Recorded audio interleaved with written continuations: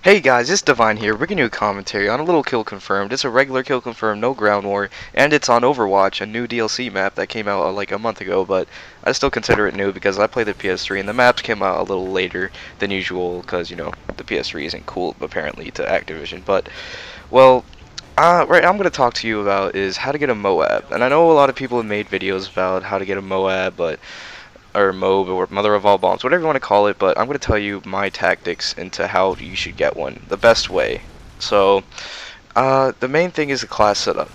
As you can see, I'm using the ACR, and I start out with quick draw, sleight of hand, and dead silence, or like steady aim. Yeah, it should be steady aim, not dead silence, but I put on dead silence because I just felt like it. But steady aim does help you a lot because after you get steady aim pro, you pull up your gun a lot faster after you actually after you finish sprinting, so you don't get caught off guard as much. And yeah, so the class setup you're going to want to use is either an ACR, an MP7, or a gun you're comfortable with, like, for the matter. Like, it wouldn't really matter what gun you use, but I usually use the ACR, because if I use MP7, I rush a lot, because MP7 is more of a close range and long range weapon, and the ACR can just pick off people from any distance. That's why I like using it, and I play a lot slower with it and more carefully. I find myself doing it. Like, also with the sniper, I play a lot more slowly. It just naturally comes to me to play slower when I'm using these type of weapons. So that should be the type of gun you use. I'd say the ACR with the silencer and E-mags with like two attachments, because that's what you have to do. Two attachments with silencer, E-mags, and I know E-mags is like last on the list, but it does help a lot. So back to the class setup. Specialist. I use Specialist. As you can see at the bottom right, I have Assassin, Scavenger, Blind Eye. I use Assassin first because, as you can see, they just called in a UAV. I don't like being C'd on that, so as soon as you get 2 kills, you get that Assassin. I don't use Hardline because, well, there is a point to it, because Hardline is usually a waste of whatchamacallit, a perk. And I can't really explain it as easy as it's said, but Hardline is like taking a space in your perks, and you don't have 3 perks at, like, when you spawn you only have 2 perks in Hardline technically, but if you spawn with steady aim you have 3 perks. So it is kind of hard to explain, but I do not use Hardline with my Specialist anymore because it just takes up perk slots and I don't think it works great. But yeah, I'm going to go on and say that I use Assassin first, Scavenger second, and Blind Eye third, because Assassin, I don't want to be on the radar. Scavenger, because I start running out of ammo, as you can see here, and I need to pick up some more ammo.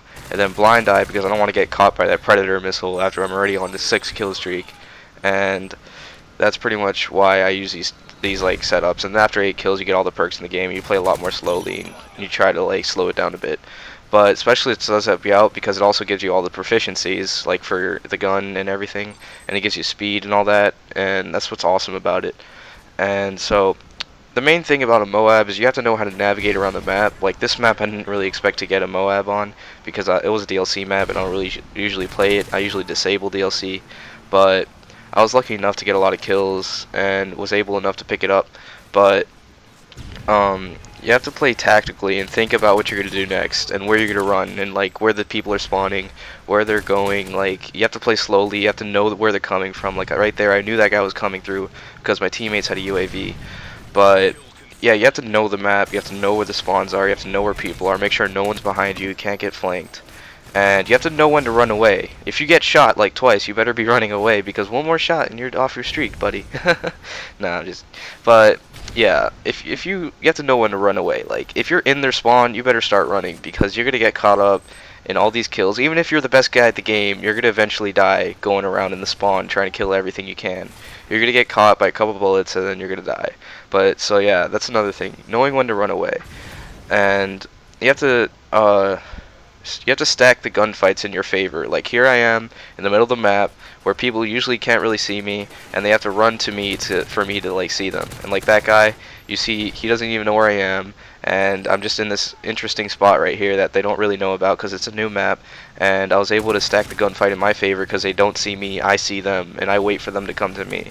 But you playing with a party is another thing. Even though I don't do it a lot and like at all actually, I usually never play with a party anymore. I used to a long time ago, but my friends all split up and I don't know. We stopped playing as a party.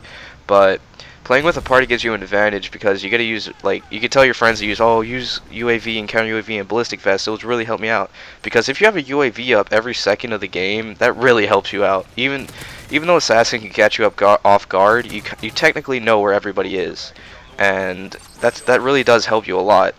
So if you have a good team and they're all in a party, which usually is what that means. If you're playing with a party, they're usually good people. They're usually putting up UAVs for you, and they're helping you out. They're calling out people. You're having fun. It's the same thing, and it isn't like you have to. Okay, when you're trying to go for a MOAB, as I get tongue twisted, I can't even say tongue twisted, but if you're going for a MOAB, you can't give up easily because it is hard at times. You have to get in this lobby with these kind of people that aren't that great, and you're usually getting MOABs against people that aren't the best at the game. And that is the main reason why MOABs occurs, because you're playing people that aren't like as aware as other people are, and they just don't know what's going on like perfectly. And I pick up the MOAB here, and I get one more kill, and then I call it in. And I was so happy because I was on a new map, and I was like, alright, this would be cool to see, like, cool to watch for you guys, because it's on a new map, and not a lot of people play on Overwatch, and you don't really see any MOABs on Overwatch or anything like that. So as you can see, I call in the MOAB, and I die really quickly because I don't really care. Like, usually when I get my MOAB, I stop caring. I'm like, I'm so tired of camping, I just want to run out there. And as soon as I get that MOAB, I'm like, okay, I'm done. I'm not trying anymore. Because it's already 61 confirms in, and there's only 4 more confirms, and I can't get another MOAB or anything. Unless you're playing like Domination, you could get like 2 or 3 in a game, but in Kill Confirmed, you can only get like 1 if you're lucky. And as you can see, this game is wrapping up, and I hope you guys take one of these tips that I gave out for you guys, and it helps you out, so you could get that MOAB that you tried to get. And I'm pretty sure a lot of people have gotten them, but you just need those tips to help you out. You just need to practice, keep on going at it, never give up. And thank you guys for watching. And if you haven't already, subscribe. And I really hope you guys enjoy my content. Leave a comment saying that I was good or bad, what you want to see next, what you want me to talk about. But see you guys later.